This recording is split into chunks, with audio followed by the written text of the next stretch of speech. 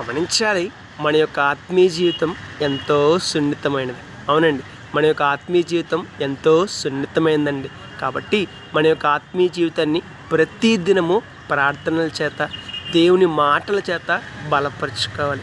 ఎవరైతే ప్రతిదినము దేవునికి ప్రార్థన చేస్తారో వారు ఆ రోజున ఎదుర్కొన్న శోధనలు, వారు ఆ రోజున ఎదుర్కొన్న ఇబ్బందులు, వారు ఆ రోజున ఎదుర్కొన్న సమస్యలను బట్టి ప్రతిదినము ఎవరైతే దేవునికి ప్రార్థన చేస్తారో, ప్రతిదినము ఎవరైతే దేవుని మాటలు వింటారో, దేవుని మాటలు ఆసక్తితో చదువుతారో వారి యొక్క ఆత్మీయ జీవితం బలపడుతుంది. ఎందుకంటే ప్రార్థన చేసినప్పుడు మానవుని యొక్క సమస్యలు దేవునికి చేరుతాయి. వాక్యమును చదివినప్పుడు దేవుని నుండి ఆదరణ కలిగిన మాటలు మానవునికి చేరుతాయి. ఇలాగా వెళ్ళడం రావడం వలన మానవుని జీవితం బలపడుతుంది.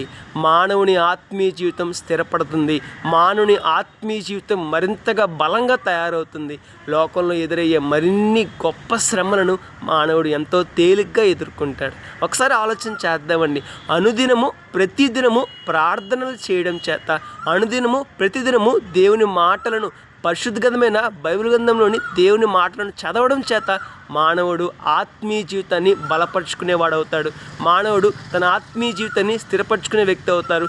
మానవుడు తన యొక్క సున్నితమైన ఆత్మీయ జీవితాన్ని స్థిరపరచుకునే వ్యక్తి అవుతాడు.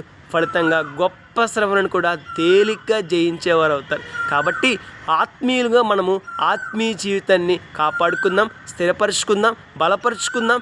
రేపటి దినాన శ్రేష్టమైన ఆశీర్వాదాలను, శ్రేష్టమైన దీవెనలను, శ్రేష్టమైన బహుమానాలను దేవుని ద్వారా పరలోక రాజ్యంలో పొందుకుందాం. May God bless you.